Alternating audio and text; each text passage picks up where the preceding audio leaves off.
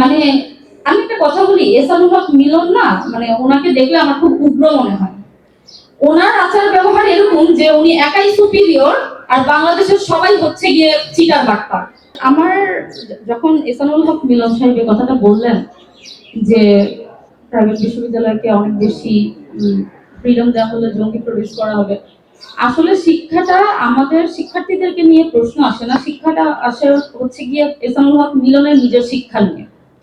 যে আপনার কি শিক্ষা যে আপনি এরকম টাইপের ওয়ার্ডস এবং এরকম টাইপের ল্যাঙ্গুয়েজ প্রাইভেট ইউনিভার্সিটি স্টুডেন্টদের ক্ষেত্রে ব্যবহার করেন। অলসো প্রাইভেট বিশ্ববিদ্যালয়ের টিচার্সদের কথা যদি আমি বলি, আপনাদের যদি পিএইচডি না থাকে প্রাইভেট ইউনিভার্সিটি কোনো টিচার্সদের, ওনারা প্রফেসর হতে পারবে না। এটা হচ্ছে গিয়ে মিনিমাম আমাদের ক্রাইটেরিয়া।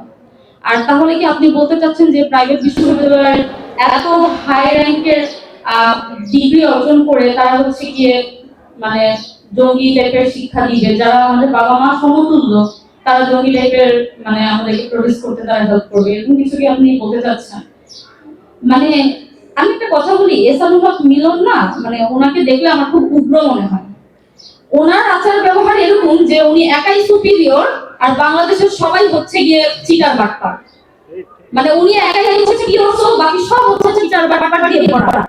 বাট ওনার যেসব আচরণ সেগুলো আসলে খুবই উগ্রবাদী আচরণ। ওনার নিজের ল্যাঙ্গুয়েজ ঠিক করা উচিত আমি মনে করি, এবং ওনার নিজের যে কথাবার্তা আচার ব্যবহার যে মানে এইগুলো আসলে আমি মনে করি যে ওনার আগে নিজের মানে নিজেকে ডেভেলপ করা উচিত।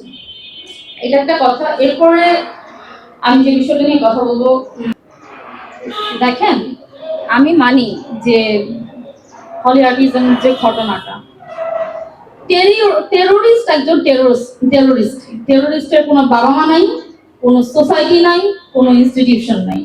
সো একটা সাধারণ মানে আমি সাধারণত মানে একটা ইন্ডিভিজুয়াল ঘটনা দিয়ে আমাদের পুরো ইনস্টিটিউশনকে জাজ করতে পারেন না। আমাদের পলিটিক্স করার কোনো স্ট্রাকচার নাই, আমাদের তো ডাকসু নাই, আমাদের কোনো ছাত্র সংগঠন নাই, বাট স্টিল আমরা আপনারা দেখেছেন যে প্রাইভেট বিশ্ববিদ্যালয় কিভাবে রাজপথে ছিল এবং 24-এর যে গণঅভ্যুত্থান সেটা সফল করেছে। একটা কথা বলতে চাই, আমরা কিছুদিন আগে জাস্ট দেখলাম যে সালাউদ্দিন আহমেদ সংসদে দাঁড়িয়ে বলেছেন যে আমাদের তো কোনো ওয়ে ছিল না আপোষ করা ছাড়া, যদি আমরা আপোষ না করতাম তাহলে আমাদের ভোটটা বানচাল হওয়ার একটা সম্ভাবনা ছিল। তার মানে সালাউদ্দিন আহমেদ সেই সংসদে দাঁড়িয়ে তিনি এটা মেনে নিচ্ছেন যে ওনারা সারা বাংলাদেশের যে গণভোট এবং গণরায় এর মাধ্যমে যে এতগুলো মানুষ প্রায় 68% থেকে 70% মানুষ হচ্ছে গণভোটের পক্ষে রায় দিল, এটা পুরাটাই ওনারা মেনে নিচ্ছেন না এবং জাতির সাথে তারা গাদ্দারি করেছে। এটা তো খুবই ক্লিয়ার যখন সে সংসদে দাঁড়িয়ে বলবে যে আমরা ওই সময় আশা করছিলাম কারণ আমাদের কাছে কোনো অপশন ছিল না, তার মানে আপনারা তখন হচ্ছে গিয়ে সেই জিনিসটা মেনে নিয়েছিলেন কারণ আপনাদের নিজেদের স্বার্থের কারণে। এখন যখন আপনাদের স্বার্থ হাসিল হয়ে গিয়েছে, আপনারা যখন সরকারে বসেছেন, তখন আর আপনারা মানুষের এতগুলো মানুষের গণরায় আপনারা মেনে নিচ্ছেন না।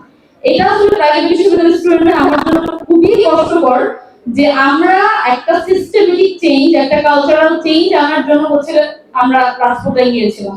আমাদের কোনো কিছুরই দরকার ছিল না, আমাদের না কোনো স্বার্থ ছিল না কোনো কিছু ছিল, কিন্তু আমাদের ভাই বোনদের যখন মেরে ফেলা হচ্ছিল আমরা এটা সহ্য না করতে পেরে আমরা রাজপথে ছিলাম।